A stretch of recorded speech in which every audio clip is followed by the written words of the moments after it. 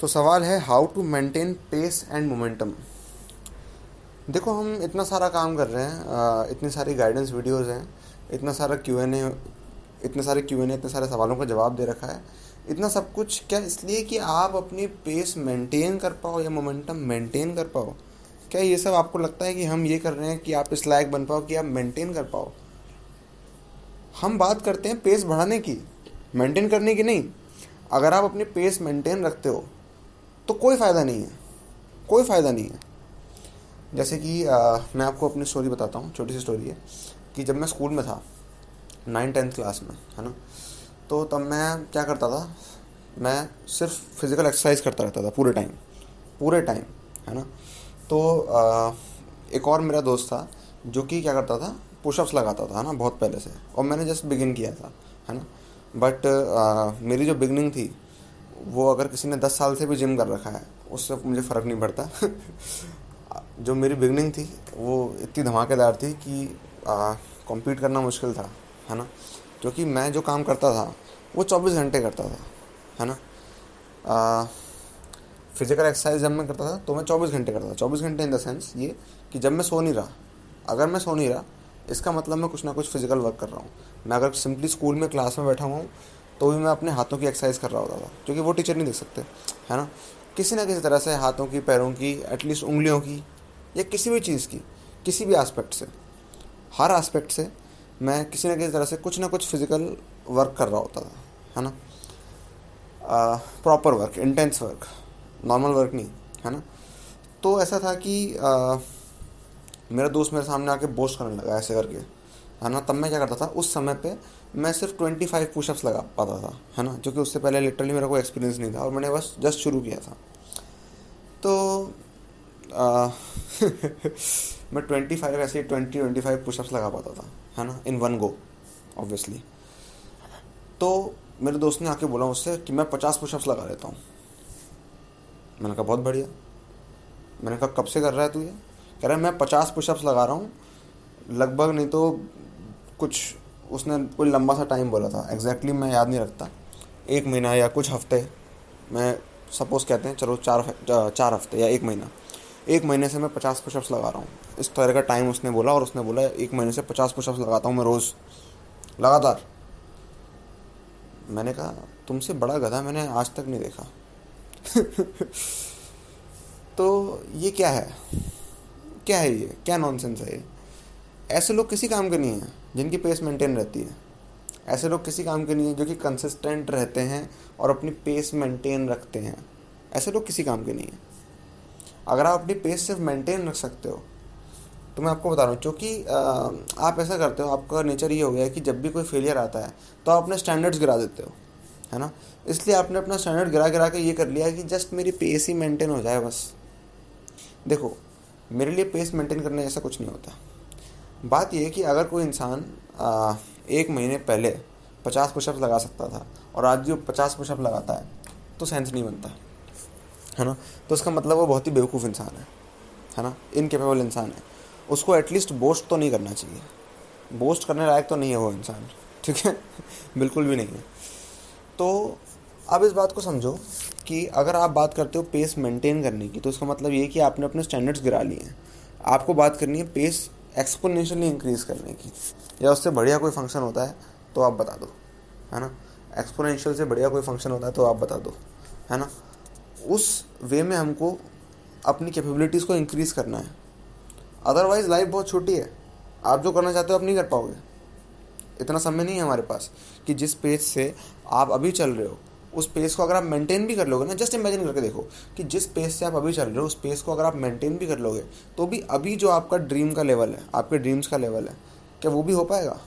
मुझे ऐसा नहीं लगता। मुझे लगता है कि कोई भी आम इंसान जो है वो सिंपली जो ड्रीम रखता है अपने मन में कि उसको कुछ ये करना है, कुछ वो करना है, उसको अच्छा इंसान बनना है, इस पेस से आप चलोगे तो आप एक ढंग के फुल फ्लेज इंसान भी नहीं बन पाओगे, है ना। सच्चाई तो ये है। तो बात ये कि मेंटेन करने से काम नहीं चलेगा। पेस मेंटेन करने का मतलब क्या, कि मैं वही करता रहूँगा जो मैं करता आया हूँ, बस यही ना। What is this, what nonsense is this? दो ही चीज़ें होती हैं पेस मेंटेन करने, ऐसा कुछ नहीं होता। दो चीज़ें होती हैं, या तो तुम इंक्रीमेंट कर रहे हो या तुम डिक्रीमेंट कर रहे हो, समझ रहे हो। और अगर तुम इंक्रीमेंट की स्थिति में हो तो भी ऐसा हो सकता है कि तुम्हारी पेस मेंटेन सी लगे, क्योंकि ध्यान रखना हमेशा डेली डिक्रीज होता है। आज अगर तुमने कोई चीज़ पढ़ी है तो तुम कल उससे कुछ घंटे बाद, सपोज 3-4 घंटे बाद, तुम उसका 80% रिमेंबर रख पाओगे। अगले दिन वो 80% 60% हो जाएगा, एक हफ्ते बाद वो 40% रह जाएगा, एंड सो ऑन। कुछ सालों बाद वो चला जाएगा, नियरली चला जाएगा, 5% रह जाएगा, इस तरह से। तो डेली डिक्रीज होता है, डेली इंक्रीज नहीं होता, डेली मेंटेन नहीं होता, डेली डिक्रीज बाय डिफ़ॉल्ट है। तो अगर तुमने डेली इंक्रीज नहीं किया अपनी तरफ से तो मेंटेन भी नहीं हो पाएगा, समझ रहे हो। अगर तुमने सोचा कि तुम कुछ नहीं करोगे तो मेंटेन नहीं होगा, डिक्रीज होगा। और अगर तुमने बोला इंक्रीज करोगे तो मेंटेन होगा ठीक है। लेकिन हमें अपने मेथड्स के अंदर बदलाव लाना है, जिस तरह से हम चीज़ों को करते हैं उस तरह से करना है। ये ऐसी चीज़ नहीं है कि ये तरीका था इस भैया का, ये तरीका था पार्थ भैया का, ऐसा नहीं। बात ये, तुम ये मत देखो किसका तरीका है किसका तरीका नहीं है, या फिर तुम कुछ गधे होते हैं जो कहते हैं नहीं मैं अपने तरीके से करूँगा। तो अगर तुम अपने ही तरीके से करोगे तो फिर क्या फ़ायदा। एक इंसान हो सकता है जो कि सिर्फ अपनी इंटेलिजेंस को यूज़ कर रहा है, दूसरा इंसान हो सकता है जो कि किसी दूसरे की इंटेलिजेंस को यूज़ कर रहा है। मैं इसमें बिलीव रखता हूँ कि मैं किसी और की इंटेलिजेंस को भी यूज़ करूँ, है ना, क्योंकि मुझे नहीं लगता कि मेरी इंटेलिजेंस इनफ है वो करने के लिए जो मुझे करना है, ठीक है।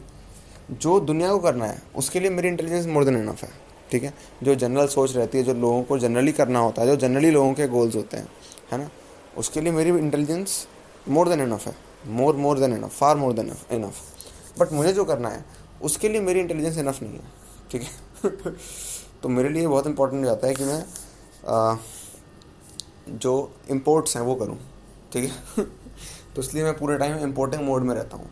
इम्पोर्टिंग मोड मतलब लर्निंग मोड, ठीक है। क्योंकि मुझे जो करना है, मुझे लगता है कि मैं जितना भी कर सकता हूँ वो इनफ नहीं है। सिर्फ मेमोरी के बेसिस पे नहीं कि मुझे जितना आता है, नॉलेज के बेसिस पे नहीं कि मुझे जितना आता है और आना चाहिए, ऐसे नहीं। जो मेरी इंटेलिजेंस है, इंटेलिजेंस भी मल्टीप्लाई होनी चाहिए, है ना, सिर्फ नॉलेज नहीं, इंटेलिजेंस मल्टीप्लाई होनी चाहिए, है ना। तो ये बात बहुत इंपॉर्टेंट हो जाती है यहाँ पर कि हम अपने माइंडसेट को इतना ज़्यादा ना गिराएं कि हम मेंटेन करने के बारे में सोचें। हमें सोचना है कि कैसे हम अपने मेथड्स को इम्प्रूव करें। तो और अगर आप पूरे टाइम अपना तरीका करते रहोगे ना, तो फिर आप पास्ट रिपीट करोगे और कुछ नहीं करोगे, है ना। तो ये बहुत इंपॉर्टेंट हो जाता है। अब इसके लिए कुछ लोगों की ईगो सामने आ जाती है कि नहीं हम मेथड्स नहीं लेंगे क्योंकि इसका मेथड है उसका मेथड है। मेथड किसी के नहीं होते, ध्यान रखना, किसी के मेथड नहीं होते। अगर मैं आपको कोई मेथड बता रहा हूँ तो इसका मतलब ये नहीं है कि ये मेरा मेथड है। हो सकता है मैंने उसको कंस्ट्रक्ट किया हो, लेकिन वो मेथड नहीं है, वो मेथड मेरा नहीं है, ठीक है। वो मेरा मेथड नहीं है, उस मेथड में मेरा नाम नहीं लिखा। हो सकता है कि मैंने उसको पहली बार कंस्ट्रक्ट किया हो, या हो सकता है कि पहली बार ना किया, हो सकता है किसी और ने किया, मुझे नहीं पता, लेकिन मैंने खुद से किया है, लेकिन तब भी उस पर मेरा नाम नहीं लिखा, है ना। कोई मेथड किसी का मेथड नहीं होता, है ना, उस पर एक्चुअली किसी का नाम नहीं लिखा होता। मेथड होता है। इस तरह से करोगे तो ये एफिशिएंट होगा, इस तरह से करोगे तो 80% एफिशिएंट होगा, इस तरह से करोगे तो 90% एफिशिएंट होगा, इस तरह से करोगे तो 95% एफिशिएंट होगा। जो भी मोस्ट एफिशिएंट चीज़ होती है उसको हम अडेप्ट कर लेते हैं। ये सिंपली एक टेक्नोलॉजी की तरह है कि तुम कैसा फ़ोन चाहते हो, एक स्लो फ़ोन चाहते हो, एक लेस एफिशिएंट फ़ोन चाहते हो, या मोर एफिशिएंट फ़ोन चाहते हो। कैसी टेक्नोलॉजी तुम चाहते हो वैसी टेक्नोलॉजी तुम अंदर क्रिएट करो अपने, है ना। तुम कैसा माइंड चाहते हो अपना, इस तरह से वर्क करे या उस तरह से वर्क करे। तुम कैसे चाहते हो, स्लो लर्निंग हो या फास्ट लर्निंग हो, क्या चाहते हो, जो भी चाहते हो, जिस भी तरह की तुम टेक्नोलॉजी चाहते हो अपने अंदर, अपने बॉडी और माइंड में, उस तरह की तुम कंस्ट्रक्ट करोगे, है ना। अब इसमें किसी के मेथड्स कुछ नहीं होते, है ना, मेथड्स होते हैं, सिंपली मेथड्स होते हैं, ठीक है। कि इस चीज़ को इस तरह से करोगे तो इतनी इसकी एफिशिएंसी होगी। तुम्हें कितनी एफिशिएंसी चाहिए उस हिसाब से अपन काम कर सकते हैं, है ना। कितना तुम्हारे अंदर डेडिकेशन है और कितनी तुम एफिशिएंसी डिमांड करते हो, है ना, उसके हिसाब से वर्क डिसाइड होता है। वर्क मेरे मेथड से या किसी और मेंटर के मेथड से या तुम्हारे खुद के मेथड से नहीं होता। किसी का कोई मेथड नहीं होता, ठीक है। इस बात को दिमाग में पूरी तरह से डाल लो, किसी का मेथड नहीं होता, मेथड किसी का भी नहीं होता, ठीक है। मेथड होता है बस, उस पर किसी का नाम नहीं लिखा होता, ना लिखा हो सकता है, ऑलराइट। इससे फ़र्क नहीं पड़ता वो मेथड कहाँ से आया कहाँ से नहीं आया, है ना। क्योंकि तुम्हारी आदत पड़ गई इस तरह से कि अगर तुम फार्मूला देखते हो तो उस पर लिखा होता है न्यूटन्स फार्मूला, ठीक है तुम देखोगे हमारे कल्चर में, इंडियन कल्चर में कभी किसी चीज़ पे ऐसे नाम नहीं लिखा जाता था, समझ रहे हो इसलिए क्योंकि किसी चीज़ पे किसी का नाम नहीं लिखा होता, इसलिए। लेकिन ये वेस्टर्न कल्चर है कि नाम लिख देते हैं, हर चीज़ पे नाम लिखना होता है उनको। एक मैथ्स की इक्वेशन को भी नहीं छोड़ा। क्या हक है तुम्हारा मैथ्स पे, कोई हक नहीं है, ठीक है, लेकिन तब भी तुम उसमें अपना नाम जोड़ देते हो। ठीक है, इंडियन कल्चर में ऐसा नहीं होता था कि हर बात में नाम जोड़ा जाए अपना, वो नाम नहीं जोड़ते थे, है ना। तो नाम मत जोड़ो, क्योंकि नाम जैसे तुमने जोड़ा किसी चीज़ से कि ये इसका मेथड है, इसका मतलब ये तुम नहीं करना चाहते, है ना। अगर तुम कहते हो ये इसका मेथड है, वो उसका मेथड है, इसका मतलब ये उसका है, वो करे, मैं नहीं करूँगा। आप अगर बोलोगे सिंपली मेथड है, तो इसका मतलब ये सबके लिए अप्लाइबल है ना। और एक्चुअल में सबके लिए एप्लीकेबल है, एक्चुअल में सबके लिए एप्लीकेबल है। कोई भी मेथड जो कि हम बताते हैं, अगर हम कोई ऐसा मेथड बताते हैं जो कि सिर्फ टॉपर्स के लिए अवेलेबल है, तो फिर वो मेथड किसी काम का नहीं है। मेथड तभी काम का होता है जब वो किसी गधे को भी बहुत इंटेलिजेंट बना दे, है ना, तब वो मेथड सही मेथड होता है ना। तो मैं नहीं कहना चाहता आप गधे हो, ऑल्दो कहना चाहता हूँ, लेकिन कह नहीं रहा हूँ, ठीक है, अभी नहीं कह रहा हूँ। तो बात ये है कि आप कोई भी हो, उससे कोई फ़र्क नहीं पड़ता, है ना। अगर आप एफिशिएंट चीज़ें करोगे तो एफिशिएंसी आएगी, अगर आप इफेक्टिव चीज़ें करोगे तो इफेक्टिवनेस आएगी, सिंपल एज दैट। और अगर आप अपने माइंडसेट को नीचे गिरा लोगे, अगर आप अपने स्तर को नीचे गिरा लोगे, तो फिर आप उतना ही रहोगे। देखो बात यह है कि हो सकता है आप कुछ एक्चुअली बड़ा ना कर सकते हो अभी इस स्टेज पे, आप एकदम से अपनी कैपेबिलिटी को 10 गुना नहीं कर सकते इस स्टेज पे, ठीक है, लेकिन एटलीस्ट आपको नेचर ने फ्रीडम दी है कि आप ड्रीम बड़ा कर सकते हो, वही कर लो ठीक से। ड्रीम तो बड़ा करने की फ्रीडम दी है ना आपको नेचर ने, कि आप इस मोमेंट पे भी अपना ड्रीम बड़ा कर सकते हो, है ना, अपना एम बड़ा कर सकते हो, वही कर लो ठीक से।